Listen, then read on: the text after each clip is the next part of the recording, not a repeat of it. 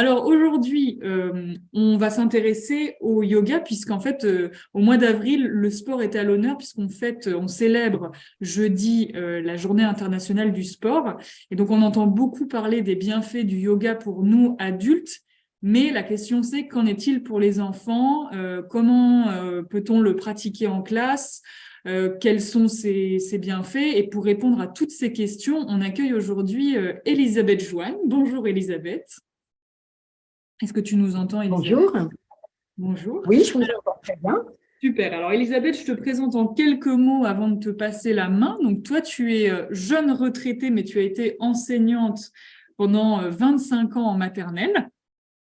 Donc collègue de toutes les personnes qu'on a aujourd'hui ici. Et puis, tu es également professeur de yoga et tu as pratiqué dans ta classe pendant longtemps le yoga avec tes élèves. Et puis, ce qui est bien aussi, c'est que grâce à toi, quelque part, on n'a pas besoin d'être maître yogi pour pouvoir le pratiquer le yoga en classe, puisque tu as écrit plein de livres qui mettent vraiment à disposition à la fois des parents, mais aussi des enseignants, des conseils, des bonnes pratiques pour pouvoir le pratiquer avec les enfants. Donc, j'ai quelques titres là, mais ils sont nombreux. Tu as écrit notamment 100% Yoga des petits, qui est le dernier, je crois, hein, c'est ça? Le dernier, c'est une série de 4 petits livres. Celui-là, c'est D'accord. l'avant-dernier. Oui, Là, c'est 100% Yoga des petits, c'est celui qui a été le plus vendu après la Ok, mallette. Ouais. d'accord. Et il y a également Mon petit cahier yoga, J'apprends à respirer, Je trouve confiance en moi, Je m'assouplis en m'amusant, J'apprivoise mes émotions. Donc tout ça édité chez Bayard Éducation. C'est également toi qui as créé et animé pendant longtemps la rubrique relaxation dans Pomme d'Api. Et puis tu as également créé une mallette pédagogique en 2014 sur le thème du yoga à destination des enseignants. Voilà, donc on est avec toi pendant une bonne heure. Je vais te passer la main pour un temps de présentation et je crois que tu nous as réservé aussi un peu de pratique. Donc voilà, je te laisse la main et je vous souhaite à vous tous une très bonne masterclass et on se retrouve après pour le temps d'échange. Très bien, merci Margot. C'est bon. Voilà. Alors, voilà. Donc, je ne sais pas si on voit en grand, non? Non, ça va? C'est bon? Écoute, toi, si tu as besoin, tu peux choisir le mode affichage. Non, tout va bien, c'est parfait. J'ai fermé mon micro, je pense. Voilà, il y a des micros peut-être à fermer. Ouais. Voilà, bon, donc, bonjour tout le monde. Je m'appelle Elisabeth Joanne. Voilà, je suis récemment retraitée de l'Éducation nationale où j'ai passé quand même 39 ans et dont les dernières 25 années en maternelle, effectivement. Et voilà, en fait, au démarrage, moi, comme vous, c'est un métier qui, si à la base, on n'est pas très nerveux, on le devient. Donc, j'avais besoin, moi, pour me détendre, de faire quelque chose. Et puis, j'ai accédé au yoga assez jeune, en fait, à 25 ans. Et en fait, comme j'ai vu à quel point ça me faisait du bien, je me suis dit, je vais transmettre à mes petits élèves. Moi, j'avais commencé institutrice à 18 ans, donc je vais commencer avec mes petits élèves. Et puis, voyant que ça leur plaisait bien, j'ai commencé des petits trucs que j'inventais, que je voyais d'après des livres. Et puis, je me suis renseignée auprès d'une association qui s'appelle le RI, Recherche pour le yoga dans l'éducation. Et là, j'ai fait des formations. Après, je suis devenue formatrice, enfin voilà, dans cette association qui travaille sur une recherche du yoga à l'école, de la maternelle jusqu'à la fac. Donc, voilà. Après, j'étais repérée par une maman d'élèves qui voulait voir comment mes élèves utilisaient les albums en classe. Et il y a un micro qui ne doit pas être fermé. Et du coup, quand elle a vu comment je travaillais avec mes élèves, elle en a parlé à la rédactrice en chef de Pomme d'Api, qui à l'époque était Anne-Claire Beurtet, et qui m'a appelée en me proposant de créer une rubrique de yoga dans la revue Pomme d'Api, donc que tout le monde connaît, dans laquelle j'ai travaillé 14 ans. Et après, j'ai été repérée par Bayard Éducation, qui m'a proposé là de faire des animations pédagogiques sur le temps de nos 3 heures qu'on a, ou le mercredi matin ou le samedi matin à l'époque. Et là, du coup, on avait préparé un PowerPoint, etc., sur « Apprenez à relaxer vos petits élèves ». Il s'est en suivi la mallette pédagogique et puis après les autres livres aussi, Solar aussi, chez qui j'ai écrit un petit livre, destiné plutôt aux parents. Et voilà. Voilà, en gros, mon parcours. Donc, bah, j'ai à cœur de transmettre. Et puis là, ce que je vous propose, c'est bah, justement alors, j'ai déjà vu quelques questions qui ont été posées, donc j'y répondrai au fur et à mesure de mon petit exposé. Et puis, à la fin, bien sûr, j'aurai plaisir à répondre à vos questions. Alors, une des questions à laquelle je vais répondre quand même assez rapidement, parce que c'est vrai que la question, c'était combien de temps on peut pratiquer. Alors, le yoga n'est pas reconnu au niveau de l'éducation nationale. Donc, quand c'est des classes plus grandes, on l'inclut, par exemple, dans la partie sport. Quand c'est les petits, en maternelle, moi, je mettais exercice de relaxation. Et en fait, plus ils sont jeunes, plus on va faire des séquences courtes, mais nombreuses. C'est ça l'avantage que par rapport aux profs, au lycée ou en collège, c'est que nous, on les a toute la journée. Donc, on peut, aux différents moments de la journée, leur proposer une petite séance de yoga adapté, puisque c'est bien entendu un yoga adapté à l'école, une petite séance, des fois, de même 2 minutes, 3 minutes, voilà, selon l'état dans lequel ils sont. Et ça, c'est un petit peu au fur et à mesure, vous allez voir, c'est très simple, et on verra en fonction du groupe classe, comme on dit, comment ça se passe. Voilà, donc ce que je vous propose, j'avais fait peut-être, il y en a qui l'avaient vu aussi, une émission l'année dernière, en février, sur France Inter avec Ali Rebéi. Et là, je vais commencer pareil par une petite mise en pratique de 1 minute ou 2 que j'ai fait faire à mes élèves tous les matins, une fois, donc moi j'étais en maternelle, là je ne sais pas s'il n'y a que des maternelles, mais en tout cas, même avec des CP, CE1 et CE2, on peut pratiquer la même chose. J'avais appelé ça se préparer pour passer une bonne journée. Donc, une fois la classe rangée, enfin les coins d'imitation rangés, et qu'on se retrouve sur le tapis, voilà, pour le regroupement, on appelle ça le regroupement, comme tout le monde sait. Là, il y en avait qui étaient sur des bancs, parce que des fois, les petits ont du mal à s'asseoir sur les tapis en tailleur. C'est une position qu'on ne connaît pas trop en Occident, à laquelle on n'est pas très habitué.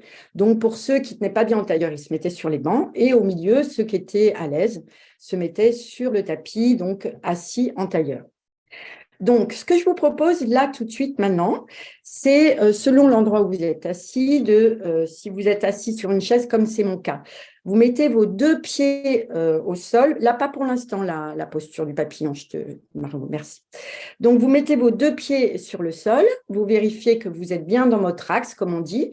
Et pour ce faire, là, je leur disais aussi aux petits, vous soulevez une fesse puis l'autre. Donc, vous allez sentir l'os de la fesse, l'ischio droit, qui s'appelle l'ischio. Je leur disais tout de suite les vrais mots.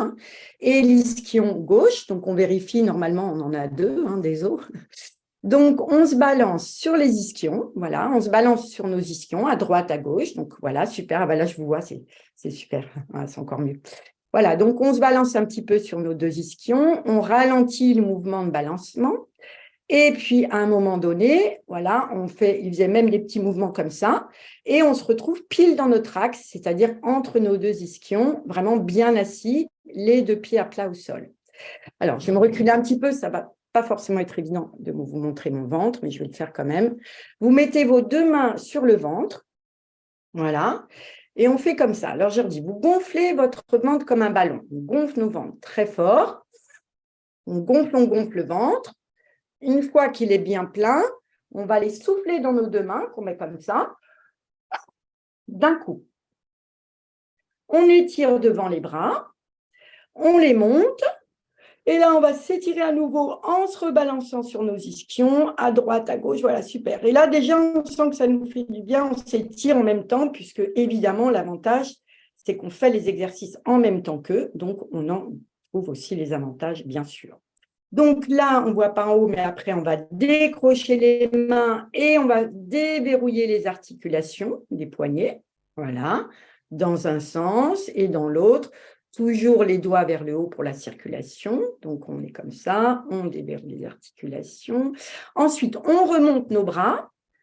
On attrape le soleil. Là, à chaque fois, on attrape le soleil dans les mains. Alors, eux, les petits, ils font « Ouh, c'est chaud, ça brûle. » « Ouh là, c'est chaud le soleil. » On prend le soleil, bien, bien chaud, et on va le descendre sur notre cœur. Et là, on met les 2 mains sur la poitrine, donc on leur fait mettre les 2 mains sur le cœur. Et là, je leur dis, oh, vous sentez comme c'est chaud, le soleil sur le cœur. Donc, je leur demande de fermer les yeux. Ils le font d'ailleurs assez naturellement. Ils ferment les yeux et je leur dis, et maintenant, on va écouter notre cœur qui bat, les battements de notre cœur. Donc, en général, ça fait 1 minute où on écoute notre cœur. Et on respire en même temps. Voilà, déjà pour prendre conscience qu'on a tous un cœur. Et on relâche. Donc déjà, tous les matins, ça, vous voyez, ça prend 1 minute. On fait ce petit exercice et déjà, ça les apaise. Et voilà, premier exercice. Deuxième exercice, alors, ou dans la même continuité, là, Margot, je veux bien que tu mettes le papillon. Pour ceux qui sont assis en tailleur sur le tapis, donc là, dans le livre qui est là, l'image que va mettre Margot, c'est tiré du 100% yoga que peut-être vous avez. Donc, on s'assoit en tailleur. Donc là, moi, je le fais sur la chaise, hein, mais les petits sur le tapis. Et là, on soulève ses genoux. En fait, on soulève ses genoux, vraiment, on les ramène le plus possible vers la poitrine en inspirant. Voilà, ça fait qu'on ramène les genoux comme ça et on les relâche dans l'expire. Et on va le faire plusieurs fois. Donc, 3 fois au rythme de notre respire. Inspirez bien. On monte les genoux. Là, on reste un instant et on relâche. Une 3e fois. Inspirez bien, on monte les genoux et on relâche. Voilà, je vois qu'il y en a qui sont avec des enfants et bien sûr, si les enfants pratiquent en même temps, c'est très bien. Donc voilà, première posture. Celle-là, on peut l'enlever. On peut passer maintenant à… alors, j'avais mis la toilette du petit chat. Voilà.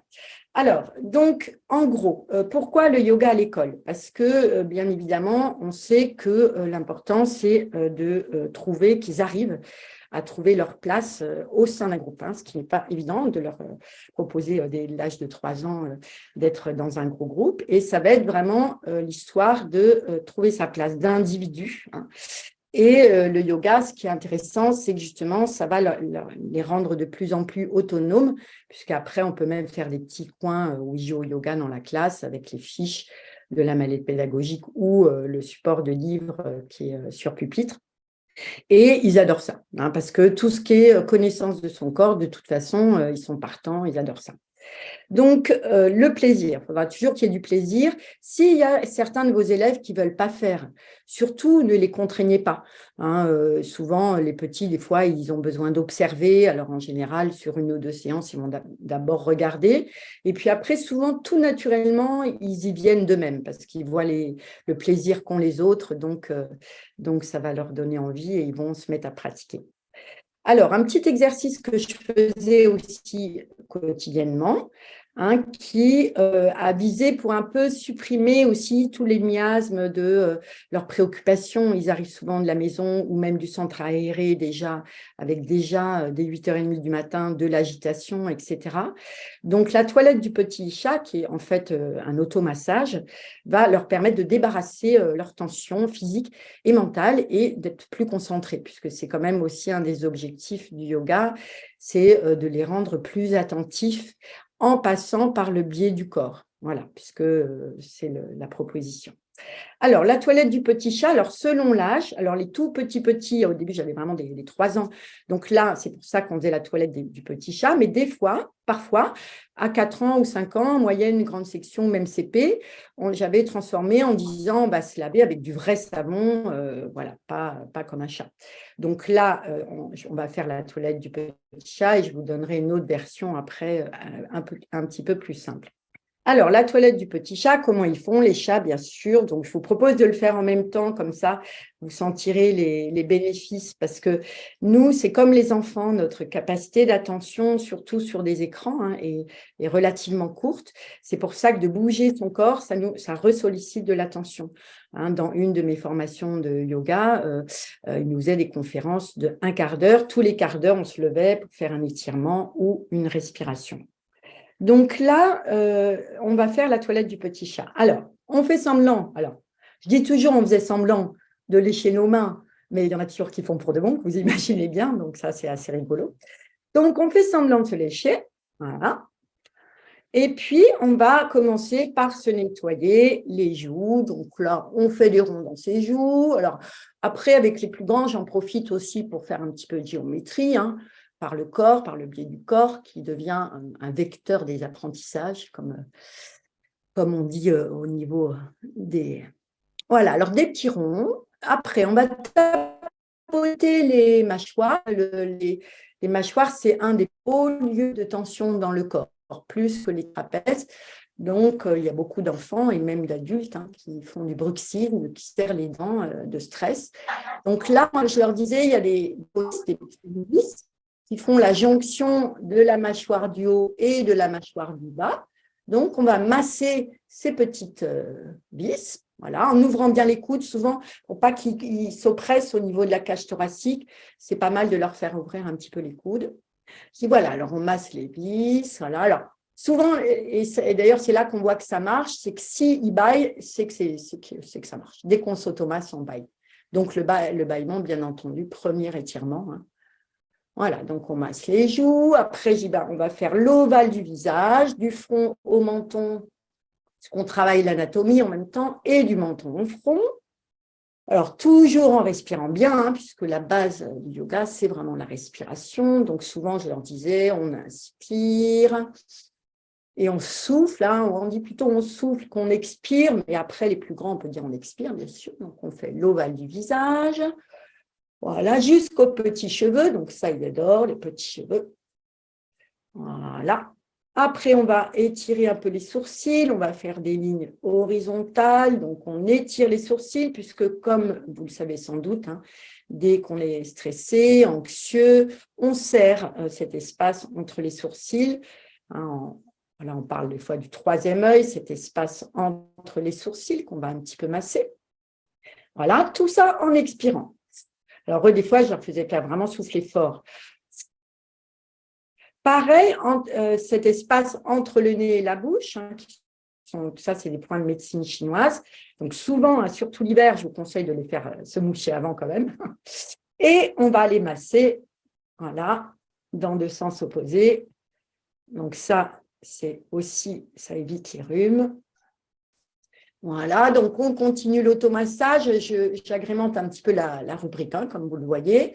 On masse un petit peu le cou. Alors, des fois, ils me disaient, oh, on n'a plus de salive. Alors, hop, on remet un petit peu de salive. Voilà, et puis on va masser la cage thoracique. Donc, c'est pas mal de leur faire tapoter ici, hein, cette glande qui s'appelle le thymus. Voilà, qui augmente et qui fortifie nos défenses immunitaires. Voilà, et puis on continue la toilette au niveau des côtes. Et puis, alors, dans la mallette pédagogique, j'avais demandé aussi un dessin d'un petit squelette. Et comme ça, je leur montrais, j'avais le petit squelette là sur le tableau à côté de moi. Hein, moi, je me mets face à eux, on se met face à eux. Et puis, je leur montrais, je leur dis, voilà, ça, c'est la cage. Et elle protège ce qu'il y a de précieux en dessous. Donc, je leur montrais les organes, les poumons et le cœur, bien sûr, bien installé entre les deux poumons.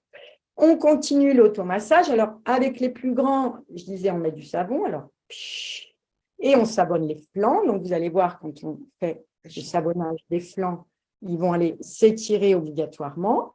Vous le sentez vous-même. On met nos épaules en arrière. Et du coup, ça ouvre la cage thoracique. Voilà. On continue l'automassage avec le ventre. Alors là, on fait des petits ronds autour de son ventre. Et là, je leur dis… Là, avec le ventre, on est plus doux, hein, parce qu'il n'y a pas de protection comme le haut du buste. Donc, voilà. Et pareil, je leur montrais sur le petit squelette les organes qui sont dans le ventre. Voilà. Après, au passage, bon, donc là, c'est la fin de la rubrique de la toilette du petit chat. Mais régulièrement, on refait une respiration ventrale. Donc, inspirez. Mettez vos deux mains sur le ventre, on fait un gros ballon avec notre ventre. À nouveau, bon, on souffle dans les mains, donc ça, depuis le Covid, vraiment, je leur faisais bien souffler dans leurs mains pour pas que les microbes se trimballent. Hein. On peut se réétirer une fois. Voilà, à nouveau comme on a fait tout à l'heure. Donc ça, On déverrouille les articulations, puisque les toxines se logent dans nos articulations. Hein. C'est pour ça qu'on a autant de douleurs au niveau. Alors, les toxines physiques et aussi les toxines mentales, hein, qui sont parfois assez importantes aussi. Et on relâche. Donc, toilette du petit chat ou toilette tout court. Et après, comme ça, on est bien propre. Et bien entendu, rapidement, ils me disent « Oh là là, maîtresse », surtout ceux avec qui on a mis du savon, puisque eux, vous savez très bien que des fois, ils ne font pas de distinction entre l'imaginaire et la réalité. C'est pour ça que c'est très agréable de travailler avec des jeunes de moins de 6 ans. Et ils disent « Maîtresse, on n'a pas rincé, il faut la douche ». Donc là, on prend ses deux mains, et je dis on fait comme si on prenait un bol d'eau dans ses mains, comme ça. Donc, on prend ses deux mains, et on fait une grande inspire, on lève nos bras, et là, donc là, c'est l'eau qui coule jusqu'en bas, jusqu'aux pieds. Alors, ils aiment tellement faire ça qu'à chaque fois, ils me disaient « Oh là, il reste un petit peu de savon ». Donc, on va le faire une deuxième fois, ce qui va permettre de faire une deuxième grande respiration très ample. Voilà, donc grande inspire à nouveau, on prend un bol d'eau, hein, symbolique. Grande inspire. On reste un petit peu poumon plein, je vous expliquerai après pourquoi c'est important. Et on expire. Et là, à nouveau, de l'eau partout. On rince. Voilà, donc ça, on élimine. Tout ça, on élimine.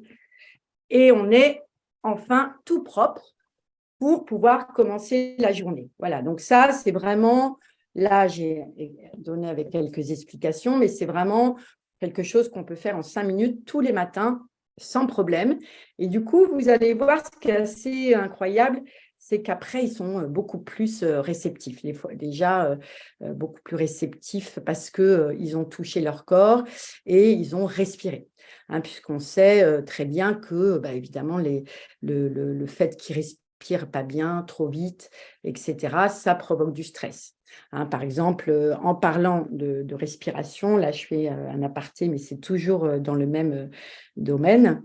C'est qu'effectivement, vous l'avez sûrement constaté, même dans la cour de récréation ou ailleurs, ou quand ils tombent, quand ils se font mal, ou voilà, ils sont en sur-oxygénation, puisqu'ils feront surtout des inspires. Nous-mêmes, hein, quand on est dans des états de panique, qu'est-ce qu'on nous dit toujours? Souffle, respire. Et en fait, d'ailleurs, on ne devrait pas dire respire, on devrait plutôt dire expire, parce que c'est la surinspiration qui crée une suroxygénation et qui crée vraiment de l'énervement. Donc là, ça va être vraiment par des respirations. Il y a plein de sortes de respirations à faire avec eux pour qu'ils descendent un petit peu leur axe. Et notamment quand ils se font mal dans la cour, comme je vous disais, ils sont là, maîtresse, comme ça, vous voyez le phénomène de dire comme ça, ils prennent plein d'air et en plus par la bouche. Donc l'air pris par la bouche, il n'est absolument pas filtré. C'est pour ça que du coup, il n'y a pas les poils comme dans le nez qui filtrent toutes les cochonneries, les bactéries et tout ça. Donc du coup, non seulement ils sont en suroxygénation, ils montent les épaules, ils augmentent le cortisol, cette hormone du stress. Donc, l'idée, ça sera, moi, même après, toutes mes collègues aussi, elles faisaient pareil dans la cour. Du coup, je dis, bon, avant de me parler, avant de m'expliquer, tu vas souffler comme sur une bougie d'anniversaire, puisqu'ils adorent les bougies d'anniversaire. Donc, je tendais mon pouce ou il tendait le sien. Et je dis, maintenant, voilà, tu vas bien souffler. Alors, on leur fait faire une très longue expiration douce. Vous pouvez mettre votre pouce et voilà. Et après, je lui dis, maintenant, tu peux m'expliquer. Hein, vous connaissez le principe. Une fois qu'ils sont allés un peu déposer leur surinspire, ils vont pouvoir expliquer ce qui leur arrive. Et on va pouvoir être à l'écoute avec calme. Voilà, donc là, les respirations, donc, bonne tenue du corps. Dès qu'on est bien assis, dos droit sur nos ischions, déjà, ça redonne de l'énergie. On le sent naturellement. Nous-mêmes, dès qu'on est un peu abachi ou quand on est écroulé devant la télé ou autre, on n'est pas trop énergique. Hein. Donc, c'est pour ça que de commencer à leur faire soulever les ischions pour bien s'asseoir et nous-mêmes bien nous asseoir sur nos deux ischions, donc sur nos deux fesses, eh bien déjà, on va retrouver de l'énergie et de la curiosité. Quand on est intéressé par quelqu'un, bien entendu, ou par quelque chose, on va être bien droit. Donc déjà, c'est une manière de les faire se tenir droit. Comme vous le savez, dans le yoga, c'est important cet axe, sans être raide. Voilà, c'est-à-dire qu'avant, on leur disait « tiens-toi droit » et puis du coup, ils se raidissaient. Là, c'est vraiment par le jeu, comme je vous le disais au début, par le plaisir, puisqu'ils ont vraiment du plaisir à connaître comment ils sont fabriqués à l'intérieur et à l'extérieur. Par ce biais-là, du coup, ils vont pouvoir être plus à l'écoute. Et puis, donc, ils vont avoir une vigilance beaucoup plus apaisée en plus. Donc, alors, un des autres exercices, par exemple, qui est le chef d'orchestre, qu'on peut faire pareil, peut-être que vous avez déjà fait, peut-être même en musique. Après, on va faire les petits volets. Mais c'est très facile pour une respire, ou alors en spirale. C'est-à-dire, vous pouvez, même là, par exemple, me suivre. Je dis, on va monter un escalier, puisque on va leur dire, et en inspirant. Donc, par exemple, on fait… Voilà, je fais semblant d'écrire sur un tableau qui serait derrière moi. Voilà, là, on est en haut de l'inspire et puis on va faire maintenant une grande expire, voilà, la plus longue possible. Donc, toujours le principe, c'est qu'on peut découper l'inspire, mais surtout la faire des longues expires. Insister sur l'expire, puisque c'est ça qui va vraiment dégager le stress, c'est l'expiration. Après, on peut le faire aussi, par exemple, comme une spirale. Je vous disais, on fait, par exemple, un cercle qui tourne très, très, très au rythme. Alors, je leur dis, voilà, on respire, et puis je ralentis le cercle. Voilà, on peut ralentir le cercle pour qu'il respire de plus en plus doucement. Il y a plein de techniques où juste une montée, et puis une descente plus longue. Donc, vous ferez toujours la descente un peu plus longue. Voilà. Ensuite, alors, je vais quand même un peu accélérer. Alors, ensuite, on va passer effectivement à la toilette du petit chat. Au petit volet. Merci, Margot.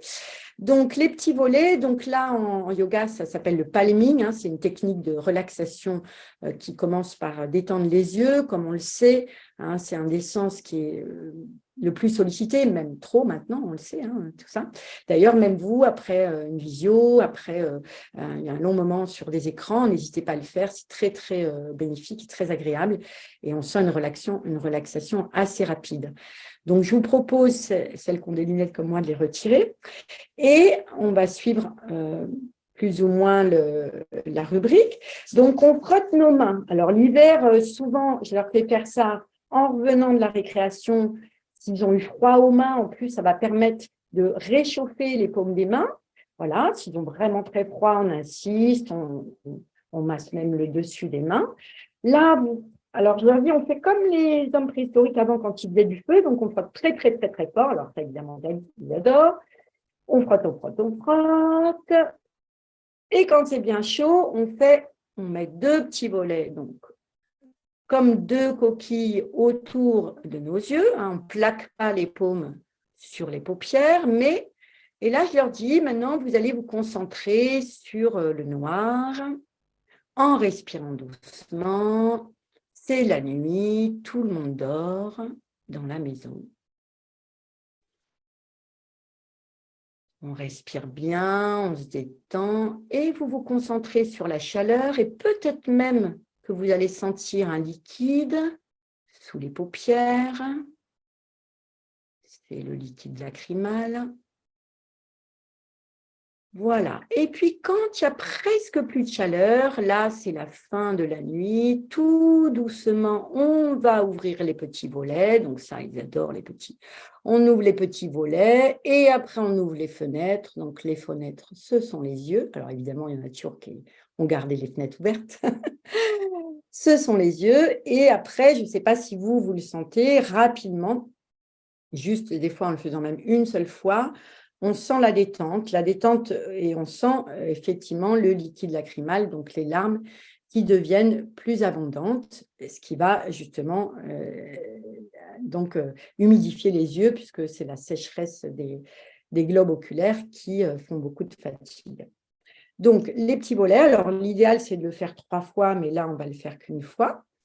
l'idéal, c'est de le faire 3 fois. Et après, alors là, je faisais faire ça souvent, justement, avant soit de leur montrer les images d'un livre ou alors un travail écrit. Voilà. Et là, après, je leur montre la feuille. Et souvent, il y a beaucoup moins de parasites oculaires et même eux, ils vont aller moins regarder à droite, à gauche, les voisins ou la fenêtre ou tout ça. Donc, le fait que les yeux soient humidifiés et détendus, c'est important aussi, bien sûr, pour de meilleurs apprentissages. Voilà, alors ensuite, qu'est-ce que j'avais mis? Ah oui, alors pour la respiration aussi, c'est intéressant. Bon, allez, c'est un peu technique, mais on sait que derrière, à l'arrière du nez, il y a un petit os qui s'appelle le sténoïde, qui a la forme d'un papillon. Donc, je leur avais montré une fois un petit dessin, un schéma de science, hein, puisqu'on fait en même temps un peu de biologie, puisqu'ils adorent connaître leur corps, symbolique de leur maison. Et je leur disais, bon, bah, maintenant, on va fermer les yeux et on va inspirer jusqu'à ce qu'on sente ce petit os. Alors, on ne le sent pas, bien sûr, mais on peut l'imaginer. Donc, l'idée, c'est la proprioception. On sait qu'il existe, hein, ce sténoïde. Donc, on va aller inspirer très fort en ouvrant bien ses narines. Voilà. Et là, on fait un temps d'arrêt. Quand on fait un temps d'arrêt poumon plein, ça fait du bien aux poumons puisque ça fait des échanges gazeux entre les poumons. Et ensuite, pareil, une longue expire. Alors, des fois, j'avais un espèce de petit nuage avec des cordes. Et voilà. À chaque fois, on fait comme si on tirait des petites ficelles pour que l'expire soit longue. Voilà, donc ça, c'est… alors, on en était au niveau des yeux. Alors, tout ce qui est… donc, alors, je reprends. Hein, respiration, première base. Ensuite, tenue du corps. Hein, deuxième chose importante, se tenir droit pour avoir envie de venir à l'école, principalement, mais aussi envie de vivre de façon générale. Ensuite, donc, on a les 5 sens. Alors là, j'avais mis, ils adorent travailler sur justement… Alors, automassage, pardon, je suis un peu floue. Donc, automassage, là, c'est symbolique de la maison. Je nettoie ma maison intérieure. Et ensuite, on va pouvoir travailler des exercices plus spécifiques, comme là, on vient de faire, sur les organes du corps qui vont être reliés aux 5 sens. Donc, les petits volets, bien sûr, la vue. Après, il y a aussi, on en avait mis un qui est très intéressant à faire là pour le coup à 2, qui est le tableau magique. Peut-être il y en a certaines et certains de vous qui l'ont déjà fait en classe. Moi, je ne le commençais pas trop tôt dans l'année parce qu'après, sinon, ils voulaient le faire tous les jours. Donc, j'en arrive à dire, on fait le tableau magique plus que le vendredi parce qu'ils adorent ça. Alors, bien sûr, en début d'année, je prévenais, bien sûr, les parents d'élèves aux réunions de rentrée, hein, qu'il y aurait peut-être justement des touchés relatifs, hein, avec les habits, bien entendu, pendant certains petits exercices de yoga pour pas que les parents soient en panique par rapport à ça. Donc, le tableau magique, eh ben, c'est tout simplement, comme vous le voyez sur la rubrique, donc on se met à 2, un qui est devant donc, va représenter le tableau, et celui qui est derrière sera le maître ou la maîtresse, voilà, qui sera plutôt sur les genoux pour qu'il soit un petit peu plus haut que celui qui est devant, qui lui sera en tailleur. Donc, en tailleur, et bien sûr, il va se tenir bien droit sur ses ischions. Le maître ou la maîtresse qui est derrière, des fois, lui rappelle, tiens-toi bien droit. On le voit aussi dans le DVD qui est dans le livre. Il y a des scènes assez rigolotes où on les voit faire le tableau magique parce qu'ils aiment bien être autoritaires entre eux. Hein, vous le savez, quand ils jouent au maître ou la maîtresse, des fois, ça nous met des sacrés claques. Enfin, ils nous voient 100 fois plus répressifs qu'on est presque. Mais voilà. Alors, donc, celui qui est devant devient le tableau et celui qui est derrière va donc le masser, pardon, il lui masse le dos en disant « moi, je nettoie le tableau ». Donc, à l'époque, au départ, évidemment, on disait on nettoie la craie, maintenant, c'est plutôt on nettoie le stabilo. Et alors, donc, c'est de cette façon qu'ils font un petit massage à leurs copains de devant. Une fois que le tableau est bien propre, là, donc, l'élève qui est la maîtresse ou le maître prend sa main qui écrit, donc je leur dis, vous prenez toujours votre main qui écrit, et va dessiner sur le dos de son camarade qui est devant, Quelque chose. Alors, ça sera selon le niveau de classe, ça peut être des formes géométriques, si c'est les petits, voilà, un rond, un carré, un triangle. Après, ça peut être une lettre en capitale d'imprimerie, ou alors moi, des fois, même avec des grands, des CM, tout ça, je faisais des résultats de table de multiplication ou des choses comme ça. Puisque ce qui est très intéressant à savoir, c'est que tout ce qui est dans le corps, hein, qui est posé dans le corps, c'est inoubliable, le bon comme le moins bon, bien sûr. Donc, c'est pour ça que là, si par exemple, on lui fait le A hein, dans le dos, et puis le petit qui est devant va aller dire à l'oreille de son camarade, ah, voilà. Alors, si jamais il ne sent pas la lettre, ce qui est assez rare, ou la forme géométrique ou le chiffre, peu importe, s'il ne trouve pas, bien entendu, ce n'est pas de sa faute, hein, c'est le maître ou la maîtresse qui a mal écrit. Donc, dans ces cas-là, on dit, tu peux réécrire la lettre. Voilà. Donc, il réécrit, voilà. Et puis là, donc, il dit la lettre que c'est. Et bien entendu, après, celui qui est derrière nettoie le tableau pour rendre le tableau bien propre. Soit il fait une deuxième ou troisième, voilà, selon le temps que vous avez, bien sûr, une deuxième ou troisième impression. Ou alors, si on n'a pas beaucoup de temps, et ben tout de suite, hop, on change et celui qui était le maître devient l'élève et l'élève devient le maître. Donc voilà. Et après, comme ça, ils adorent cet exercice, voilà, comme je suppose qu'il y en a déjà pas mal qui l'ont pratiqué. Donc ça, moi, je le faisais en fin de semaine, quand ils sont fatigués, ça leur fait du bien. Et puis, bien entendu, ils adorent ça, le contact, hein. Même des enfants qui, des fois, sont un peu brusques, ou, etc. Là, pendant l'exercice, c'est toujours un vrai plaisir parce qu'ils prennent attention à l'autre. Alors, bien sûr, des fois, je leur dis au début, je leur dis, puis on demande à l'oreille de son copain, est-ce que ça va? C'est pas trop fort? Voilà, souvent ils disent, oh non, non, ça va, au contraire. Voilà, donc ça, tableau magique, toujours dans la reliance avec les sens et les organes qui sont liés. Donc là, après, on peut travailler de plein de façons par rapport à ces exercices-là. Nous, on avait fait une exposition de fin d'année sur les 5 sens, par exemple, et chaque classe, on était 5 classes, avait pris un sens. Donc, c'est aussi l'occasion de faire plein de choses. Donc, le tableau magique. Ensuite, alors, des jeux qu'on peut faire aussi sur les 5 sens, qui sont des jeux autour de la collation, que là, on voit dans le DVD. Hein, on n'avait pas fait de rubrique dans Pomme d'Api là-dessus, mais on le voit dans le DVD. Un petit exercice qui est intéressant, que moi, j'ai pratiqué donc quasiment un jour sur deux. Ce n'est pas dans les postures. Ça, on va y venir juste après, Margot. C'est un petit exercice qu'on voit, qu'il n'y a pas en image, donc, hein, où je leur faisais poser la tête sur la table. Alors, quand on leur dit reposez-vous la tête sur la table, pas leur faire mettre les mains, comme j'ai déjà vu assez souvent, parce que là, ils peuvent se créer des tensions au niveau des trapèzes, etc. Donc, moi, ils avaient un mini coussin que les mamans avaient fait, ou les papas, et ils posaient leur tête sur le mini-coussin ou sinon directement sur la table pour avoir les bras sous la table. Hein, voilà, pour pas qu'il y ait des tensions au niveau des épaules. Donc là, je leur dis, bon, on fait 2 minutes de silence, on écoute ce qu'il y a dans sa tête, ou si on entend les oiseaux à l'extérieur, on peut faire des jeux aussi, on entend les bruits les plus lointains, les bruits les plus proches et les bruits de l'intérieur de son corps, par exemple, hein, on peut leur faire ce genre de proposition. Et puis, ou simplement se détendre. Et moi, pendant ce temps, avec la scène, la dame qui m'aidait dans la classe, on posait devant eux des petits trucs pour la collation, des petits aliments que les parents m'amenaient le matin.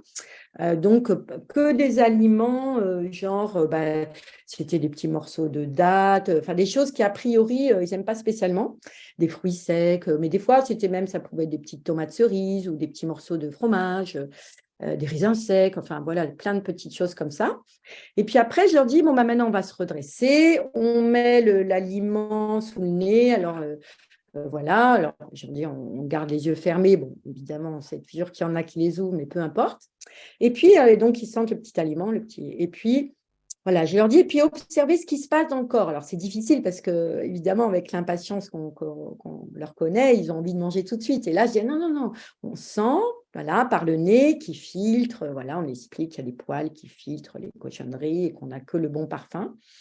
Et puis, je leur demande d'explorer qu'est-ce que ça fait dans leur corps. Et rapidement, hein, et c'est pour ça que cette forme de jeu leur plaît beaucoup, et ils disent « Ah, ça fait de l'eau dans ma bouche ». Donc, dès qu'on a envie, bien entendu, on sursalive, puisque l'estomac se prépare à recevoir. Donc, du coup, il dit « Ah, ça, voilà ». Et là, je leur explique que c'est la salive qui va après. Et après, je dis bah, « Bon appétit ». On se dit tous « Bon appétit ». Et ils dégustent leur petite collation. Et puis, je leur demande d'observer, voilà, d'aller lentement, qui c'est qui mâche, qui c'est, voilà, les dents qui mâchent, quelles dents, celles qui coupent, celles qui mâchent, etc. Donc, tout ça, on le travaille aussi en biologie. Et puis après, je leur dis, puis voilà, ben justement, maintenant, on va suivre le trajet de cette alimentation. Ça passe dans le tuyau, donc ils font comme ça, il y a le tuyau de la respiration, puis l'autre tuyau de la nourriture, et puis donc on suit, ça descend jusque dans le ventre, et on finit par faire 3 petits tours autour du nombril, voilà, pour qu'il y ait une simili-digestion de l'aliment. Voilà, ça c'est pareil, ça nous prenait 5-10 minutes quand on le faisait, on le faisait 15 jours sur 2, parce que voilà, mais c'est pareil, ils adorent, bon, ça, aussi très contents parce que ça leur donne envie de manger d'autres choses et de goûter d'autres choses que ceux qui sont un peu difficiles à manger, vouloir manger que des pâtes, etc. De par ce jeu, ça leur permet de s'ouvrir à explorer d'autres goûts. Donc ça, déjà autour de la collation. Il y a un autre jeu aussi sur les oreilles. Là, c'était la vache qui mâche. Mais alors là, du coup, je ne l'ai pas mis dans l'ordre. La vache qui mâche, je ne sais pas si tu vas le trouver. Margot, c'était la page 12. Voilà, parfait. Voilà. Alors, on l'avait appelé la vache ou la vache qui mâche. Donc, ça, pareil, dans l'exploration des 5 sens. Alors là, c'est pareil, c'est rigolo. Donc, toujours bien assis, en tailleur ou sur le banc. Je leur dis, donc, on va aller tourner sa langue dans la bouche. On va, la bouche fermée, mettre la langue à droite, la langue à gauche, la langue en haut, la langue en bas. On s'étire un petit peu, donc toujours pour le goût. Voilà. Voilà, donc celui-ci aussi, pareil. Après, on fait chewing-gum bouche fermée, comme ça. Voilà, ça va détendre les mâchoires. Et chewing-gum bouche ouverte, là où on les fera ouvrir plus grand. Donc, souvent, des bâillons arrivent, ce qui est un étirement, donc surtout les laisser bâiller. Voilà, ça aussi en rapport, bien entendu, avec la collation. Et après, voilà, il y en a d'autres dans le livre aussi pour les oreilles et tout ça, mais je vais accélérer, parce que sinon, ça ne va pas être assez.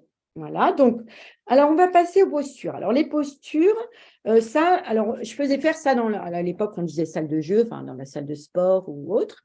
Là, c'est tout ce qui est posture. Alors, il y a plusieurs possibilités. Des fois, je les faisais mettre à deux, un qui faisait la posture, l'autre qui devait deviner ce que c'est, ou alors on faisait en classe entière. Voilà, il y a plusieurs façons de faire. Ça, on pourra en parler un petit peu après au débat. Donc, le chat. Alors là, le chat, page 30, Margot. Voilà, super. Voilà. Donc, le chat, c'est alors une des postures très classiques dans le yoga qu'on prend aussi, bien sûr, qu'on fait aussi dans le yoga pour adultes, qui est cette posture où on se met à 4 pattes. Donc là, on ne va pas la faire, on va juste l'observer. Voilà. Dans l'inspire, on cambre. Donc là, ce qui va créer une extension de la cage thoracique, donc ce qui est bon aussi pour la confiance en eux, etc. Et puis, dans l'expire, donc, comme vous le voyez dans l'image 6, dans l'expire, on est comme un chat qui a peur d'un chien et le dos bien, bien rond. Et on fait ça à leur rythme respiratoire, qui est plus rapide souvent que le nôtre, quoique quand on parle, on a à peu près un rythme respiratoire aussi rapide que le leur. Donc, inspiration, on cambre, expiration, on souffle. N'hésitez pas à leur faire aussi un petit temps de rétention de souffle, poumon plein, voilà, et poumon vide. Voilà, donc respiration et bien sûr, très très bon pour le dos, pour tout le squelette, la musculature, etc. Ensuite, le bébé. Alors, le bébé, ça, c'est, Margot, le bébé, ça doit être la page 50. Voilà, super, merci. Donc, alors voilà, j'avais mis cette posture favorise le calme, l'introspection, permet la relaxation musculaire, ralentit le rythme cardiaque, procure une sensation de protection et de sécurité et de ce fait donne envie de grandir. Donc là, la posture du bébé, alors tout ça en salle de jeu, sur des petits tapis, hein, voilà, des petits tapis de sol ou un grand tapis comme moi j'avais, peu importe. Donc, c'est aussi ça quand ils sont énervés ou même qu'ils ne sont pas très bien, par exemple quand ils ont un petit peu le cafard ou qui souffrent de la séparation avec le parent ou autre chose. Je dis, bon, en fait, on va se mettre comme des bébés. Puis je leur explique que nous-mêmes, les grands, quand on était enfants, on était tous dans le ventre de notre maman, comme ça. Voilà. Donc, on se met dans la posture du bébé. Là, voilà, en 1, on voit les fesses posées sur les talons, le front au sol, les bras relâchés de chaque côté, ce qui permet au dos d'être complètement détendu. Comme vous le voyez, on relâche bien les épaules. Et là, je leur dis, imagine, tu es dans le ventre de ta maman, tout bien au chaud, tout bien tranquille, en sécurité. Et puis, à un moment donné, on a envie de sortir. On se sent un petit peu à l'étroit, peut-être dans le ventre de maman. Donc, on sent qu'on a envie de grandir. Donc là, on dit, on commence en 2. Voilà, on commence doucement à dérouler la colonne vertébrale. Et puis, on continue, on monte les bras et on monte sur les genoux. On devient de plus en plus grand, de plus en plus grand, de plus en plus grand. Et on finit en 4 en disant on va toucher le ciel. Et là, voilà. Donc là, ils adorent parce que vraiment, c'est donc l'imagination qu'une naissance se passe comme ça. On sort du ventre, voilà, avec bien entendu toutes les répercussions positives sur l'envie de vivre. Comme vous imaginez, il y a beaucoup, beaucoup de bénéfices aussi à cette posture. Alors, une autre posture, la suivante, Margot, c'est l'archer, donc page 47. Donc, l'archer, ça, donc, quand on faisait alors, je ne sais plus si je l'avais mis l'arbre dans le vent, non, elle n'était pas dans le livre, mais c'est aussi une posture qui est, qu'on n'a pas mis dans le PowerPoint, mais qui est aussi dans le livre. Ah, si, il y est, pardon. L'arbre dans le vent, qui va aussi aller très, très bien à faire avant ou après la posture de l'archer qu'on vient de voir, qui est une posture là, alors là, vraiment en classe entière, tous debout. Quand ils sont particulièrement énervés, s'ils reviennent de dehors ou, voilà, ou dans les couloirs, donc peu importe. Et là, donc, je les faisais mettre debout, bien planté comme un arbre. Donc là, je dis, on enfonce ses pieds. J'ai mis un arbre bien planté, impossible de se déraciner. Et le haut du corps, lui, est bien, bien relâché. Donc la symbolique du bas du corps sur le tronc, bien planté. Donc, c'est pour ça que on ne peut pas se déraciner. Je leur dis des fois, j'insiste, les pieds, c'est comme les racines s'enfoncent dans le sol. Et puis après, on va commencer en leur faisant un petit peu plier les genoux à chaque fois et fixer un point à droite et un point à gauche. Donc, moi, je mettais une gommette à droite, une gommette à gauche et on souffle. Donc là, ils soufflent leur trop-plein.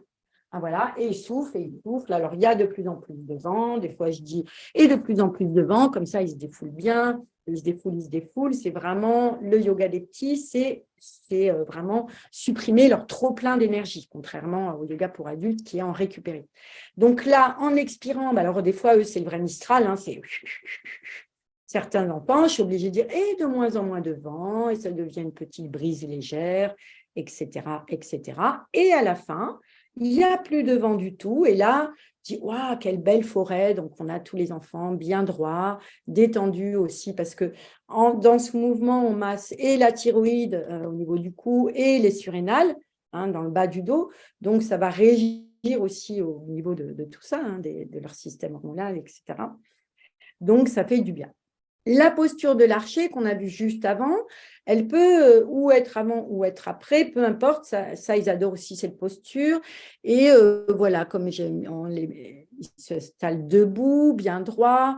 Là, pareil, comme pour l'arbre dans le vent, je leur mets une petite gommette à droite et puis je leur dis, on prend notre arc, on tire en inspirant, on tire, on bouge plus, on fixe notre point et on lance la flèche. Sur l'expire, je ne sais pas si vous arrivez à le faire en même temps, j'accélère parce que je vois que le temps passe. Voilà, et bien entendu, après, on fait l'autre côté. Donc, ils adorent parce qu'ils se sentent fiers comme un archer. C'est des postures où ils sont très droits. Donc, bien entendu, c'est ce que j'avais mis, améliore considérablement la concentration, mais aussi l'estime de soi. Le fait de fixer un point, ça va vraiment les focaliser sur un point. Voilà, donc tout ça, c'est des postures qui sont très intéressantes. La posture de la tortue, donc page 51. Donc, voilà, tortue, voilà. Alors là, alors ça, je faisais souvent aussi en fin de journée, parce que souvent, on faisait un petit bilan après la posture de la tortue, puisque donc le symbolisme de la maison, donc la tortue, c'est notre maison, et je leur dis aussi une posture de sensation de sécurité. Hein, dans le bouddhisme, cette posture, on dit que ton soi soit ton seul refuge. Hein. Donc, c'est vraiment l'idée de rentrer dans sa maison, et de pouvoir trouver toute son énergie à l'intérieur.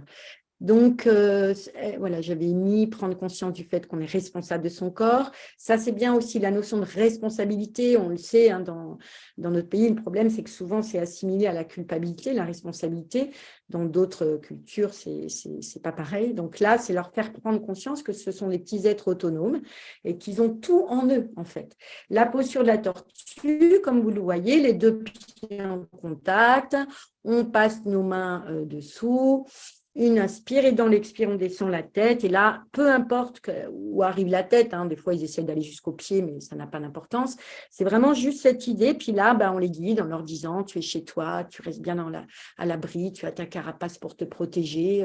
Voilà, ils adorent cette posture. Et puis après, pareil, on quitte la posture de la tortue pour revenir un petit peu au monde et aux autres.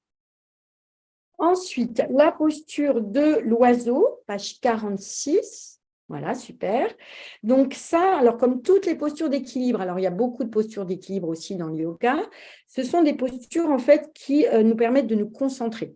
Comme il y a un gros déficit de concentration, cette posture, elle est intéressante et elle est toute simple. Alors, il y en a plein d'autres plus complexes pour les plus grands, mais pour les petits, c'est très bien parce que ça va les tonifier. Et voilà, symboliquement, évidemment, tout le monde aime les oiseaux. Donc là, pareil, on fait ça debout. Vous pouvez essayer, si vous arrivez à faire un petit peu en même temps, tout simple. On est debout, donc je leur dis, ça, ce sont nos ailes, hein, symboliquement, les bras, continuité du cœur, ce sont nos ailes. Et puis, on va aller imaginer qu'on est un petit oiseau, qu'on est sur la branche de notre arbre. Donc, on inspire bien. On va un tout petit peu fléchir les genoux et on met nos ailes derrière, comme vous le voyez sur le dessin 3. Alors, les ailes derrière, ça permet aux omoplates de se rencontrer, d'où bien ouvrir la cage thoracique. Et on est sur les orteils, donc il y a un petit équilibre. Et je dis, on fixe un point loin devant. Et puis là, évidemment, des fois, il se remue les ailes, peu importe. Hein, voilà, ça arrive même qu'ils fassent cuic, cuic, cuic. Mais en tout cas, ils sont dans la posture d'équilibre qui va leur apporter beaucoup de choses. Voilà. Ensuite, j'avais la mâche qui... voilà. Et puis, pour qu'on puisse prendre du temps pour les questions, la marche consciente, c'est pareil, je n'ai pas d'image dans ni dans le 100% yoga. Par contre, dans le DVD, on voit un passage, on voit avec ma classe, justement, dans tous les déplacements, qu'on aille aux toilettes, qu'on aille dans la cour de récréation, etc. Donc, on faisait vraiment en marche consciente. Alors, mes collègues, au début, elles rigolaient, parce que c'est sûr que, on les fait marcher, je disais en marche, vraiment, talon, plan, pointe. Donc là, alors, ils sont vraiment, même s'ils se donnent la main, qu'ils sont par deux, peu importe, hein, ils peuvent se donner la main. Et puis, faire talon, plante, pointe. Donc, ils marchent tout doucement. Donc, c'est la marche zen, hein, en fait, en yoga. C'est vraiment talon, plante, pointe, talon, plante, pointe. Donc, déjà, vous avez, comme vous le savez, hein, il y a des enfants qui marchent sur la pointe des pieds. On dit que c'est parce qu'ils sont trop, justement, aériens, pas assez ancrés. Contrairement aux idées reçues, le yoga nous ancre, nous met dans la terre pour pouvoir mieux s'ouvrir. Et donc, dans la marche consciente, talons, plantes, pointe, ils vont vraiment bien appuyer sur le sol, ce qui fait que non seulement ils adorent cet exercice, mais du coup, ils vont devenir beaucoup plus adroits. Ils vont plus tamponner dans les porte-manteaux, voilà, et puis ça les empêchera, au lieu de dire, hein, on le sait, hein, au début, on ne savait pas trop, mais on disait arrêtez de courir et tout. Et comme l'inconscient n'entend pas la négation, si on dit à un enfant arrêtez de courir ou arrêtez de crier, il va entendre courir et crier.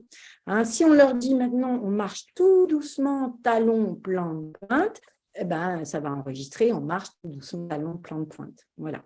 Donc toujours voilà, éviter d'employer des mots comme ne criez pas ou ne courez pas, ou voilà. Mais vraiment au contraire, on marche doucement. Moi, à un moment donné aussi, je leur apprenais à chuchoter, maintenant on va parler comme ça, hein, pour se faire entendre. Enfin, voilà. Donc, je vais peut-être arrêter là pour qu'on puisse quand même avoir du temps pour les questions. Je finis juste par, pareil, dans le livre, il y a quatre textes à la fin, hein, du livre 100% yoga, 4 textes de relaxation qu'on appelle Yoga Nidra dans notre formation, qui est une relaxation bien entendu guidée. Hein, on ne peut pas laisser une classe entière allongée sur le sol sans les guider, sinon ils vont s'exciter, bouger dans tous les sens. Vous l'avez sans doute déjà constaté.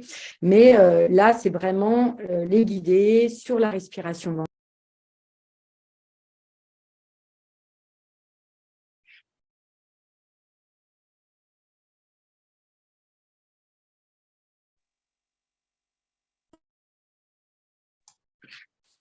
Si c'est le cas de votre côté aussi, j'ai l'impression qu'on a perdu Elisabeth. Du coup, je prends momentanément le Ça y relais. est, Ah, tu es de nouveau parmi nous? ça y est, je suis là. Ouais, ça y est, je suis là, Margot. Ok. Tu m'entends? Oui, on t'entend bien. Je ne vois plus personne, par contre. Alors, nous, on t'entend bien, Elisabeth. Margot? Ouais. Ben, parfait. Bon, ben, alors, je continue. Voilà, je finissais donc juste sur la relaxation. Donc, les faire s'allonger sur le dos, pas trop longtemps, 10 minutes maximum, un quart d'heure. Leur faire commencer par la respiration ventrale en 3 temps. Donc, dire on gonfle son ventre comme un ballon. Voilà, puis la poitrine, puis les épaules vers le sol. Et dans l'expire, on creuse d'abord le ventre, on referme les côtes et on laisse remonter les clavicules. En fait, comme une vague, et avec les petits, je ne rentrerai pas dans les détails, je dis on devient une vague qui monte et qui descend. Donc, on prend le même ton un peu sophronique, comme on dit. Tu sens, tu deviens une vague qui monte et qui descend. Et après, c'est expliqué dans le livre, voilà, c'est ce qu'on appelle une petite rotation de la conscience sur les parties du corps. Et voilà, ils restent allongés, on leur dit, est-ce que tu peux sentir le pouce de ta main droite, etc., la main, le nez, la bouche. Ou on peut dire, tiens, tu sens, il y a une petite pomme posée sur ton nez, sur ton cœur, sur ton ventre. En fait, c'est juste ce qu'on appelle une rotation de la conscience sur les parties du corps. C'est que pour que justement, et nous-mêmes, on s'apaise quand on place notre pensée sur notre corps. Si on le sait très bien, quand on parle de charge mentale, etc., avoir plein de trucs dans tous les sens, on n'arrive pas à se relaxer, se reposer. Que si on pense à notre respire et à nos parties du corps qui s'enfoncent dans le sol, on va arriver à se détendre en très peu de temps.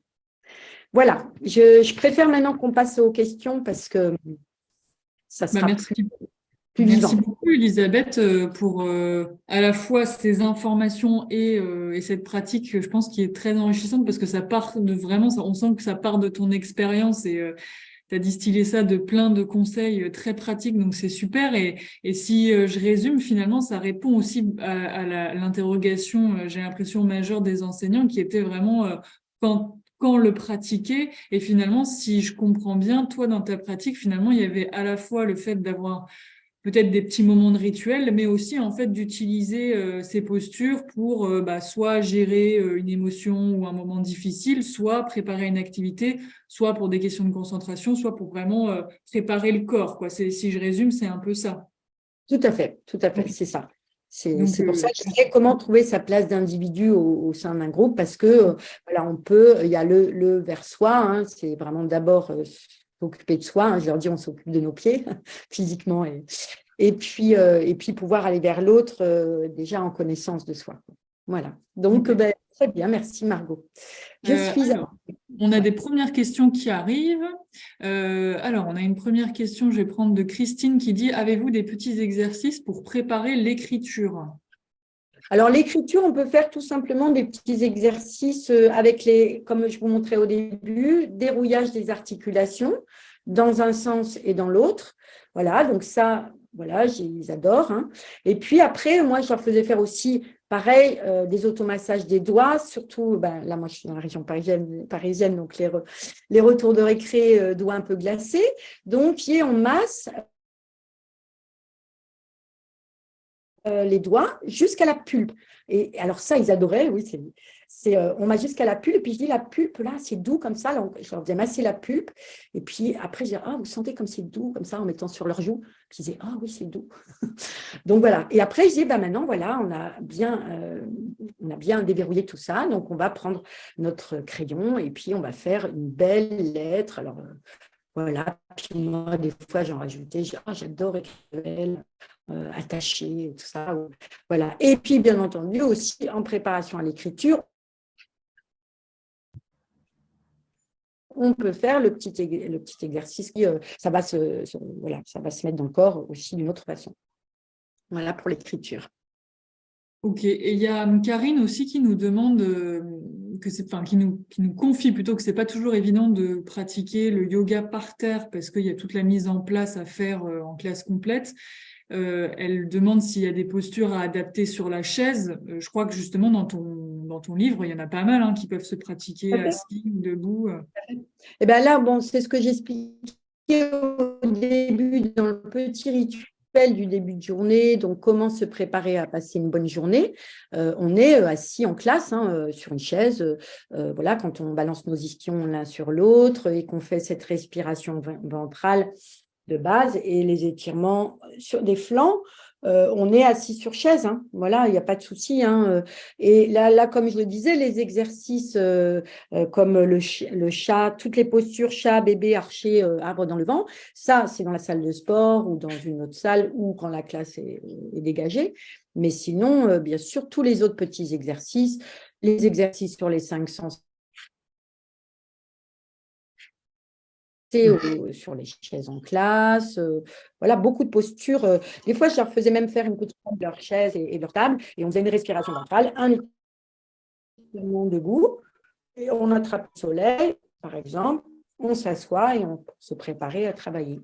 Donc, voilà, c'est pour ça que j'ai parlé de ces exercices qui peuvent se faire en classe. Il n'y a pas besoin d'espace particulier ou dans la salle. Si on fait des exercices plus sportifs. Ok. Elena nous précise aussi dans le chat, Elena de Bayam, qu'il y a plein de vidéos qui ont été faites aussi, qui vous permettent de les diffuser au tableau si jamais vous souhaitez avoir quelque chose de guidé. Ça me permet aussi, il y a le lien, mais vous retrouverez suite à l'événement, on vous mettra à disposition tout le petit cahier pour retrouver toutes les références de ce dont on s'est parlé. Il y avait aussi dans la même lignée un peu de ce que disait aussi là Elena avec le fait d'avoir ces petites postures guidées par une petite vidéo. Joël de Condé-sur-Lescaut dans le Nord qui nous demandait est-ce que tu as des conseils soit de ressources sonores, est-ce qu'il faut passer une musique pendant qu'on fait tout ça, est-ce qu'il faut avoir des séances guidées qui sont préenregistrées, est-ce que tu as des conseils là-dessus sur l'utilisation du son?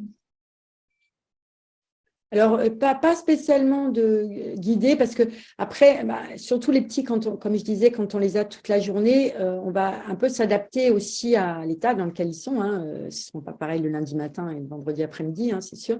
Donc, il y a eu des fois, moi, j'utilisais certains morceaux de musique de relaxation, ou alors certaines musiques classiques, alors pas toutes, qui sont certaines musiques classiques douces. Mais s'ils ne sont pas vraiment à l'écoute, ça empire la musique. C'est-à-dire les fois où ils sont trop énervés, je ne mettais pas de musique parce qu'au contraire, ça les distrayait. Donc, si on sent qu'ils sont à l'écoute et que là, bien sûr, pendant la relaxation de 10 minutes, on peut leur mettre une petite musique douce en fond. de notre voix qui va les guider. Bien entendu, oui, comme disait Elena, il y a toutes les rubriques de Bayam qui sont animées. Alors, on peut, bien sûr, en préambule de leur faire une séance, leur montrer, par exemple, une de ces rubriques s'il y a le matériel dans la classe qu'il faut, les ordinateurs ou un écran. Bien sûr, on peut très bien leur montrer. Et puis, il y a aussi le DVD qui est dans le livre, où il y a quand même pas mal d'exemples, où on les voit pratiquer en demi-groupe, même les tableaux magiques, tout ça. Donc, il y a des supports. Voilà, oui, il y a beaucoup de supports. Donc, musique, voilà, c'est pour ça que j'ai… Faut pas en fait, on dit l'éducation, c'est un peu une valse, c'est-à-dire on adapte un petit peu. Voilà, oui, on sent qu'un jour ce sera possible. Si on voit que c'est pas le top de mettre de la musique, on ne la met pas. Voilà, on adapte.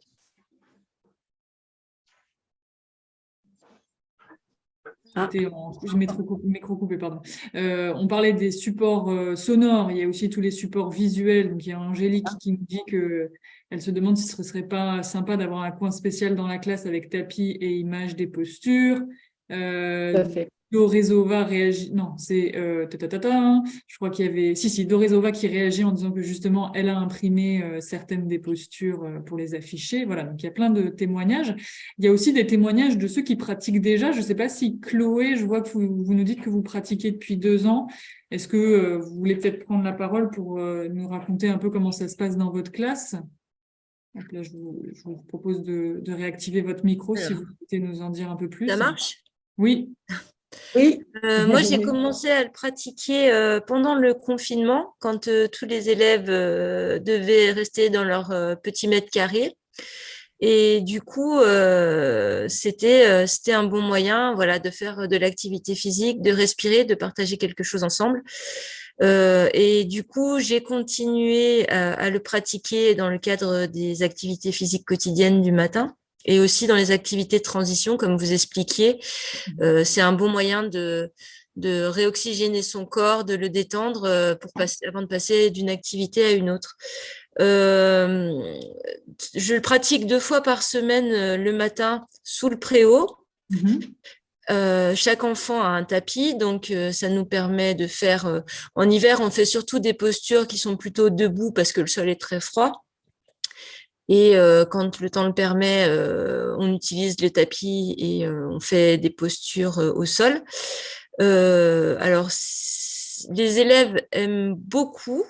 Par contre, j'ai la sensation que plus les élèves sont grands, moins ils sont réceptifs. C'est-à-dire que je vois les élèves que j'ai eus en CP, en CE1, ils adhèrent bien, ils rentrent dans l'activité, ils arrivent comment dire, à s'apaiser. Et quand je vois les élèves qui m'arrivent, par exemple, d'autres écoles et que je récupère au niveau du CE1 ou du CE2, là, c'est beaucoup plus compliqué. Finalement, j'ai l'impression qu'en grandissant, ils deviennent plus hermétiques, ça devient plus difficile pour eux de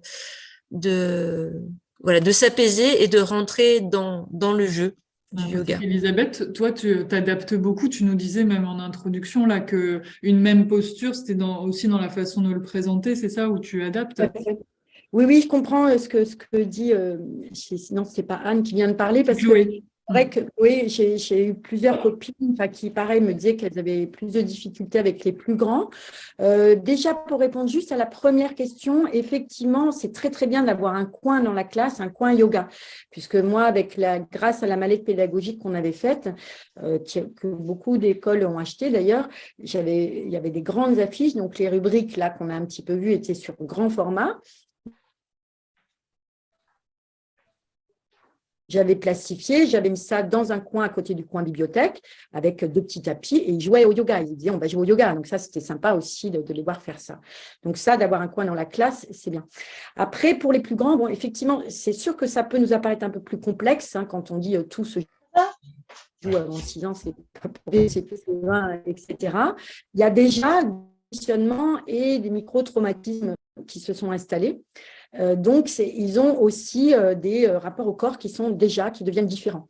Déjà, ils sont assis sur une chaise toute la journée, à la différence des maternelles où ils peuvent évoluer souvent à 4 pattes. Dans la classe, ils étaient quand même un peu plus dans la pédagogie Montessori, etc. Donc, voilà, on va leur proposer autrement. C'est-à-dire, par exemple, le tableau magique, Chloé peut très, très bien marcher avec les grands, en mettant, même sans forcément se mettre dans la salle où il y aura des tapis, en mettant les chaises, on retire les dossiers, vous savez comment s'asseoir en retirant une chaise sans le dossier, celui qui est debout derrière le mas, là pareil, en disant on nettoie le tableau magique et on pourra faire justement des syllabes, par exemple, moi je leur faisais travailler les syllabes comme ça, des choses comme ça va leur plaire. Pour la respiration, en préambule de ce genre d'exercice, on peut commencer par la respiration, justement, comme je montrais tout à l'heure, en escalier, qui va commencer par les apaiser. On peut, il y a peut-être aussi certaines personnes qui connaissent le livre d'Eileen Sten, là, qui avait écrit « Calme comme une grenouille », où là, il y a une petite séquence de 3 minutes où elle parle du spaghetti un peu, on leur dit « tu es mou comme un spaghetti », des choses comme ça. Ça va plaire aux plus grands. En maternelle, c'est un peu trop juste, mais aux plus grands, ça peut être tout à fait adaptable. Et puis, tous les exercices comme l'arbre dans le vent, par exemple, pour les plus grands, ça peut être bien. Les exercices aussi sur les 5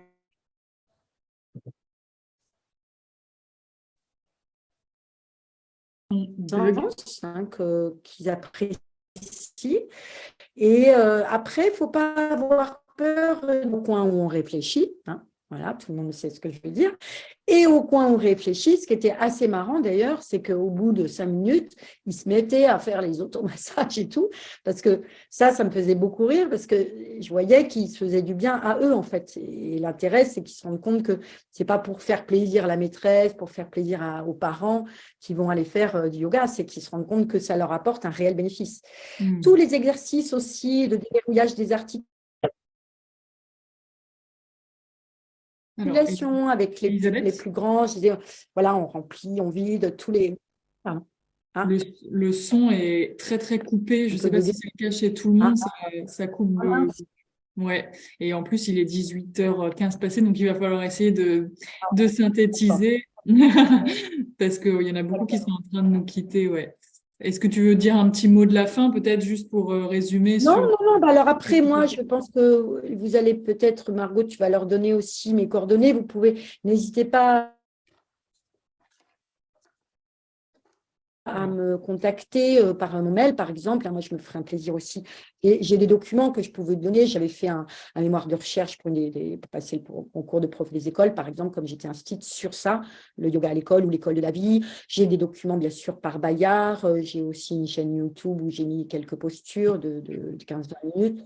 Voilà, donc n'hésitez pas. Moi, comme vous le sentez, c'est un sujet qui me passionne parce que je suis absolument persuadée que vraiment, il y a un réel besoin de plus en plus, surtout d'apprendre à respirer avec les grands, même déjà faire juste des exercices de respiration, voilà, c'est juste ça déjà, prendre le temps de leur…